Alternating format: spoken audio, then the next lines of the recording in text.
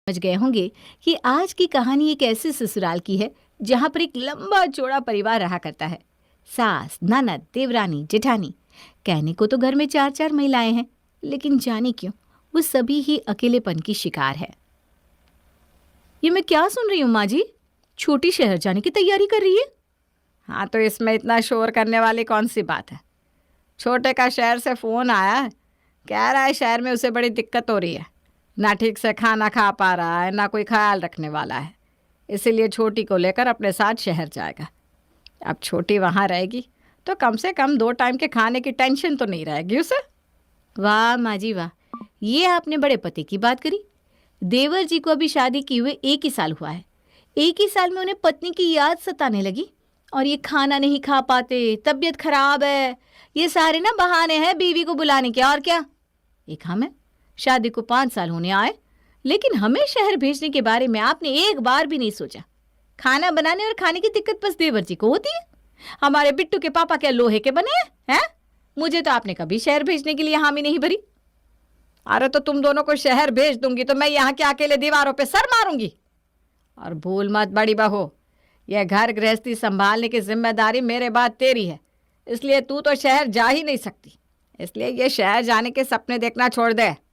और छोटी से तेरी क्या बराबरी है? उसकी अभी अभी शादी हुई है और मेरा छोटा भी तो शुरू से ही नाजुक रहा है। बाहर का खाना उसे हजम कहाँ होता है। इसीलिए मैंने तय किया है कि छोटी बहू जाकर छोटे के साथ रहेगी और तू यहाँ गांव में मेरे साथ घर संभालेगी। माँ ने भी कोई कच्ची गोलियां नहीं खेल रखी है। अगर मैं अपने पति के बिना यहाँ गांव में रह रही हूँ तो छोटी को भी मैं शहर नहीं जाने दूंगी। या तो हम दोनों को आप बाहर भेजो, वरना ये भी मेरी तरह गांव में ही रहेगी। अरे भाभी, मैंने तो सुना था कि जिठानी बड़ी बहन की तरह होती है, लेकिन आप में तो बड़ी बहन वाले एक भी लक्षण ना है। अरे मेरे सुख से इतनी जलन। अगर मेरी जगह आपकी छोटी बहन होती तो उसके रास्ते में ऐसे ही कांटे बिछाती क्या? देख छोटी, तू ना इस घर की छोटी बहू है, इस नाते हर वो जिम्मेदारी और कर्तव्य जो मेरे माथे मढ़ा गया है उसकी आधी जिम्मेदारी तेरी भी है। बस अपना फर्ज निभाती रहे। तुझे तेरे फर्ज से पीछे नहीं हटने दूंगी मैं, चाहे जो भी हो जाए। मुझे तुम्हारी बहन बनने का कोई शौक नहीं है। देवरानी देवरानी होती है। जिठानी के मुंह से ऐसी बातें सुनने के बाद देवरानी को इतना समझ में आ गया था कि ससुराल में किसी से भी अपनेपन की उम्मीद करना बेकार है। एक औरत होकर ही अगर जेठानी उसकी स्थिति को नहीं समझ सकती तो किसी और से शिकायत करने का कोई मतलब नहीं है। बड़ी बहू, ये सर पर घूंघट क्यों हटा हुआ है? भूल गई कि तुम अपने ससुराल में हो?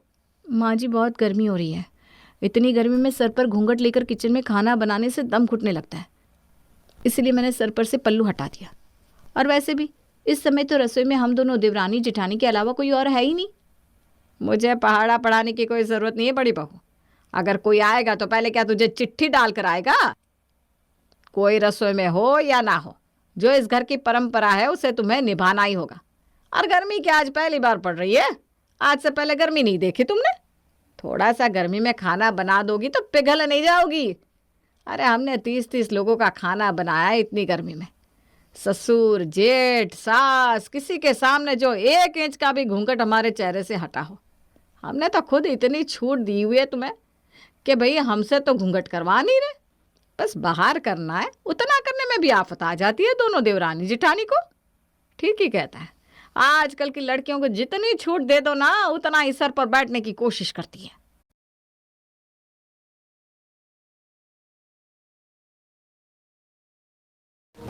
मैं खुद तो सासू माँ पूरा दिन मैक्सी पहनकर घूमती है, तब भी हाय गर्मी है हाय गर्मी चिल्लाती रहती है, और हमसे चाहती है कि हम साड़ी पहनकर 24 घंटे सर ढककर रखें। अरे बहू को इंसान ही नहीं समझती है। मुझे तो हैरानी इस बात की है कि माँ जी यूँ तो खुद एक औरत है, उन्होंने खुद जीवन भर साड़ी पहनी है, कम से कम उन्हें तो हमारा दुख दर्द समझना चाहिए था।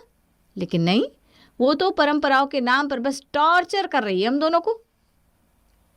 अरे पिछले आधे घंटे से देख रही हूँ मैं आपको, जब देखो तब बस मोबाइल में यूट्यूब टुक टुक करते रहते हो। कभी पत्नी के साथ भी हंस बोल लिया करो। यहाँ सिर्फ खाना बनवाने और कपड़े दिलवाने के लिए लेकर आए थे मुझे। हाँ, अरे भाग्यवान, क्या हो गया बताओ? ये लो, रख दिया मैंने फ़ोन।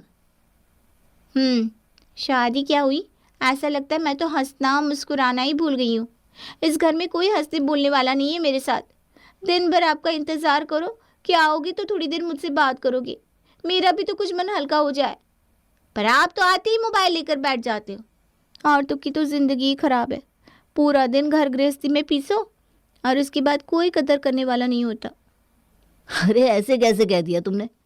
तुम 3 औरतें हो। अरे घर में खूब गप्पे लड़ाया करो। ऐसे कैसे तुम अकेली हो गई? अकेली तो वो औरतें होती है जो पति के साथ घर में अकेली रहती है। यहाँ पर तो मम्मी है, भाभी है, दोस्ती बढ़ाओ सबके साथ। तुम्हारी मम्मी और भाभी कुछ भी हो सकती है, लेकिन मेरी दोस्त नहीं हो सकती।